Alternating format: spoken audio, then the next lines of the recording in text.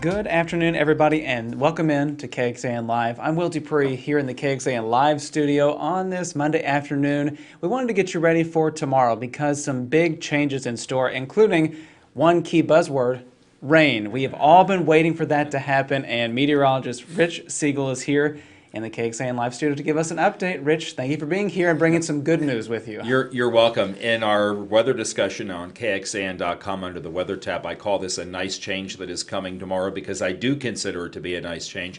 Real quick, in this month, today is the 23rd of the month, we have only had 3 days where we have measured any rain. That would be 0.01 or higher. And that's not enough. January is not a typical wet month, but gosh, we were sure hoping for more.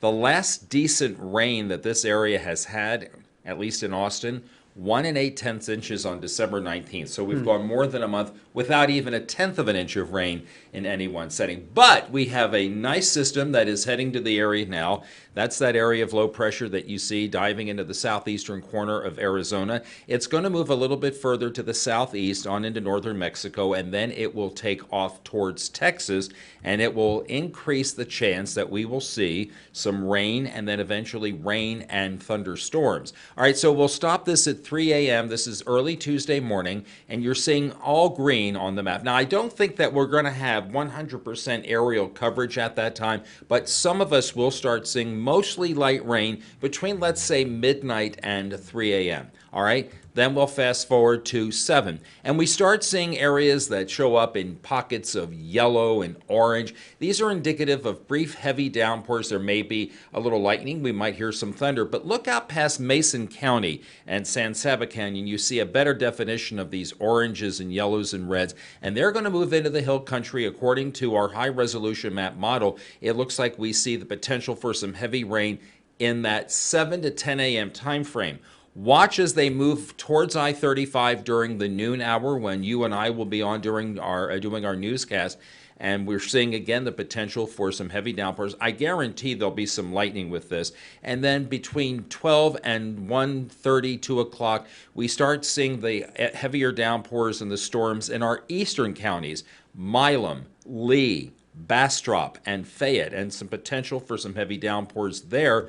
And then we get into the middle to late afternoon hours, and we're only seeing a few showers and some of the hill country, some lingering precipitation behind the low. And then we'll see some clouds gradually clear Tuesday night into Wednesday morning, and then we'll see some sunshine on Wednesday afternoon. There won't be much cooling behind a front that will go across the area. So how much rain? This is the European model, and this is the model of choice, at least for me, and it's indicating that in some areas we will see more than an inch and upwards to about an inch and a half, and if we're lucky, we'll see more than that. Now, this may create, Will, a bit of a flood threat.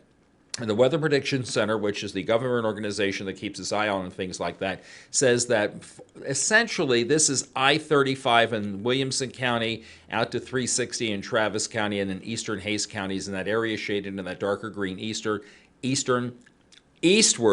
That's a category 1 out of 5. That's a marginal risk for potential flash flooding. The ground is just so dry, and so any heavy rain could produce some flash flooding. So this is something that we need to pay attention to. In addition to that, some folks would be interested to know, is there a severe storm risk? Because, even though it's not spring, when we do get thunderstorms, some of them may misbehave. But for now, this is an update from what we had at noon, and you see the darker color in Fayette, far eastern Bastrop around Smithville, and far eastern Caldwell counties, where there now is a marginal risk for strong to severe storms. As you go past LaGrange and Flatonia, you see the yellow, and even in the southeastern corner of that picture, some orange. That's where they think, the Storm Prediction Center does, that there will be the greater risk for severe weather. Not only there, that orange is an enhanced risk from Houston and Galveston down towards Corpus Christi. So as we take a look at the 7-day forecast, we're looking at a 40% chance of that rain between midnight and 3 a.m., and then a a 100% chance of showers and thunderstorms Tuesday. Tuesday, Wednesday, Thursday will be bright, but notice we stay below the normal of 63, and then there'll be a little bit of rain over the weekend. I also want to caution people that in that Thursday morning, Friday morning time frame where you're looking for lows like we had this morning, mostly the low 30s, but there could likely be a few mid and upper 20s like we saw today. So not only are we going to have a 100% rain chance tomorrow, which has not happened for quite some time, Right. but people should really keep in mind that the temperatures are going to dip pretty cold too, especially overnight. Correct. Okay. You know, we saw yesterday and on Saturday models suggesting a 90% chance of rain tomorrow, and I always laugh at a 90% chance because then I'm thinking, well, where do they think that 10% won't happen? Anyway, but everybody, I think, is going to get some form of precipitation on Tuesday. All right, we're going to leave people to look at the 7-day outlook for everybody. Rich, for people who might have just joined the live stream, just remind them what's in store for them tomorrow. All right. Showers developing between midnight and 3 a.m., overspreading the area through the morning and on into the afternoon.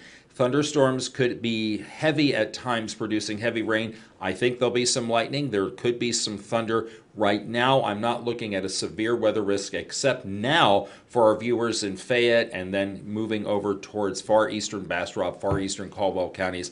And with these heavy downpours that we anticipate, the potential will be there for some flash flooding. So just be mindful of that and pay attention to your surroundings. I wanted to point out one other thing. Sure. Governor Greg Abbott just a few moments ago sent out a statement saying the state is readying resources for the expected severe weather that could happen with this system. And he put out this statement. I just thought it was important to kind of highlight there. He said, quote, Texans are urged to remain weather aware and heed the guidance of their local emergency response personnel to keep themselves, their loved ones, and their property safe. Again, this is always a good message to share It is. when this weather changes there. But, Rich, you just provided quite an update about what we should expect. I just want to point out that I think he's more concerned, as emergency management officials have a right to be, with that area that we saw that was shaded in yellow and orange, the area around Houston to Corpus Christi to the coast, because that's where we likely will see the greater risk of severe weather.